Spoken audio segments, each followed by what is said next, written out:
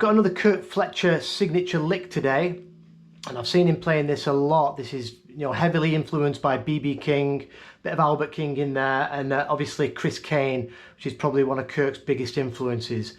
It's in the key of G, and it's located in the BB box, so it's position 3 of the minor pentatonic, and we're going to be mixing major and minor pentatonic.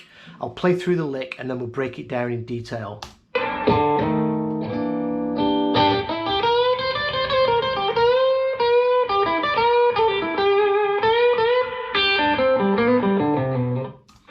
And this lick's taken from a 12-bar blues jam demo, which I did break down quite some time ago with tabs. I'll put a link to that in the description if you want the full lot, but I thought I'd concentrate on this one lick because there's a lot of juice in it, and you can use this over a full 12-bar blues progression. It's going to sound cool. Like I said, it's in the BB box, so you can get all the notes you need. So we're going to slide in the 9th fret of the G, and then grab the root on the B string, that's the 8th fret, that's our G. That's major pentatonic. Then we're going to come over to the 11th fret of the B, and this is our minor third of G. And he pushes that up a half step. And that's achieving the major third of G. So right there already we're mixing major and minor pentatonic. Then we're going to come over to the high E string and go 8, 10.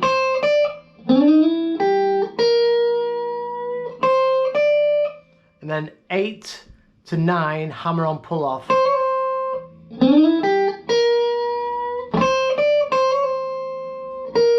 Back over to that 11th fret of the B, the minor third.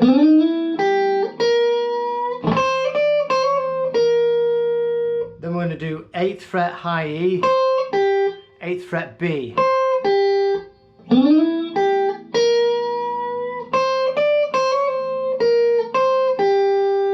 Then we're going to go back to that minor third, B string, 11th fret, and push it up a whole step. So we're going to be pushing up to that C. Big bend, because at the beginning of the jam, Kirk moves into the 4 chord. So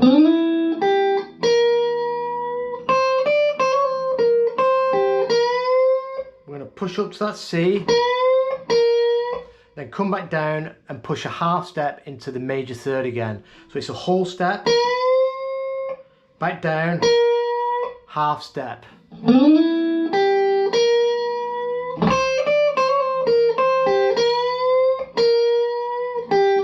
Then we're going to go 8, back to the root, 8th fret B, back over to that 9th fret, the 6th, so that's the 9th fret of the G. Then we're going to, with our ring finger, we're going to grab the 10th fret of the high E string. And then with that same finger, we're going to roll over to the B and push that up a half step. So that's a little bit awkward if you've not done it before.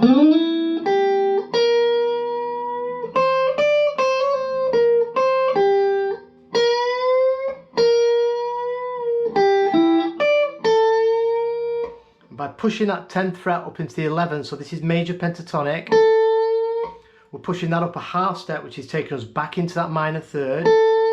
And if you think in the 4 chord, the minor third of the tonic is the flat 7. So it's going to sound great. It's going to sound great whenever you do it over a 12-bar blues, but it'll sound especially good if you push into that note, or just grab it on the 4 chord, because you're hitting that chord tone of the 4 chord, you're hitting the flat 7.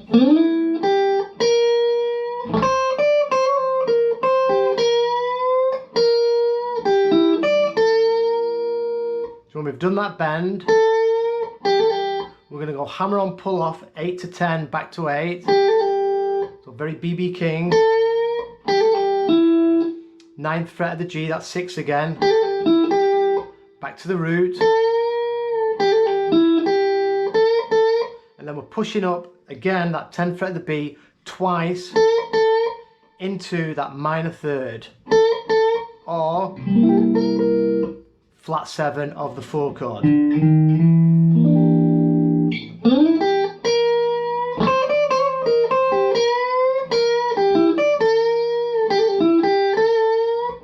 this lick, it's going to be perfect over your 4 chord, but like I said, it'll work everywhere. Play it right through a 12 bar blues and it's going to sound cool, and you can just tweak some of these bends just to suit the chord that's going underneath. Experiment to a jam track and play around with it.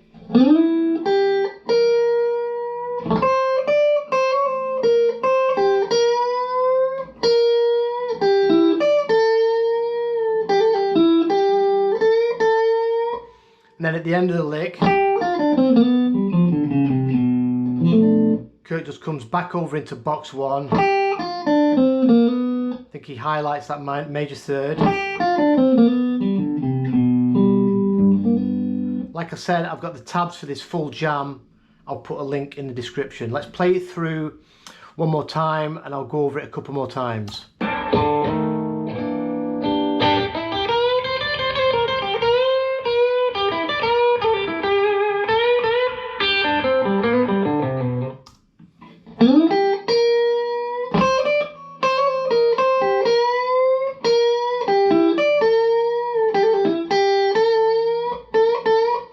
I'm going to play it in slow motion so you can see Kirk, exactly what's going on.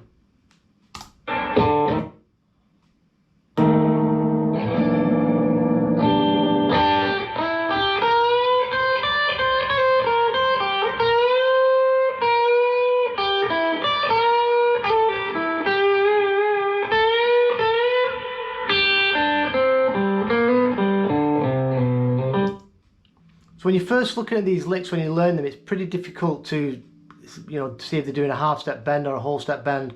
So I recommend, ripping videos off YouTube and then opening them in VLC and using the slow down function to look at these licks really slowly.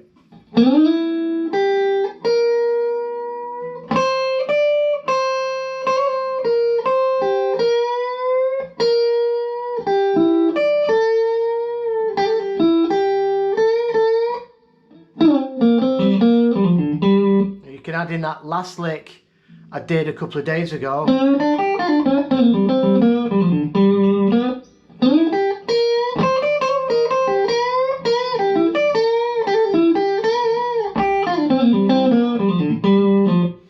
And mix them together. Like I said, I'm going to do a bunch of Kirk licks and other artist licks and put them all in a playlist, which I'll link below. And at some point what I'm going to do is just grab a lick from here, one from there, and we'll put them together into a 12 bar blues. So we'll grab all these signature licks and put them all together in one key, and you'll just see how universal these things are. If you get them under your fingers, recognize the position you're playing out of, and learn the notes you're bending up to, what chords are underneath, and make licks your own. Remember as well, with this lick we're doing, even though we're going to the 4 chord, with that C9 there, you've got this C dominant 7 chord here, and you think of your arpeggio there. So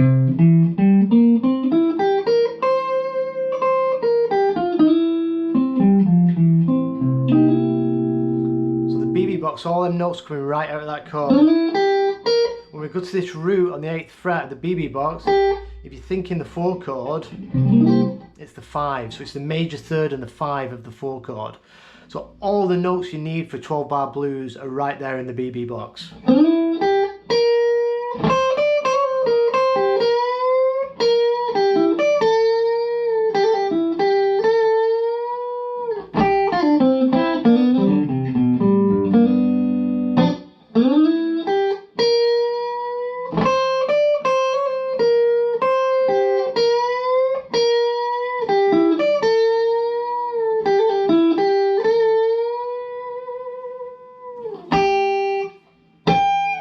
Alright, cheers for watching. I'll come again tomorrow with another lick. I think I'm going to do a Hendrix lick tomorrow. So thanks for watching, and I'll see you then.